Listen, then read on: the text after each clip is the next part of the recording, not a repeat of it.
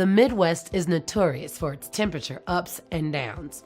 It's important that as the seasons change, you make sure your furnace is up to the task of heating your house at a moment's notice.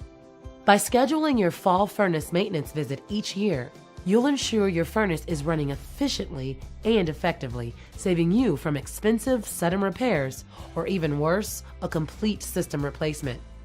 But a little DIY troubleshooting doesn't hurt. This one's simple. Set your thermostat to heat and turn up the temperature. Did you hear that? That's your furnace kicking on, so you know it's working. But does it shut off again in under 3 minutes? If so, something's wrong, and it's time to call your HVAC maintenance professional for a diagnostic. The more things they check, the better off you'll be in the end. But what if your furnace is still running after 3 minutes?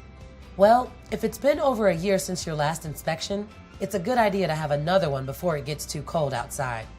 Remember, regular upkeep keeps your furnace up and running year after year after year. Be sure to check out more energy-saving tips at BPU.com.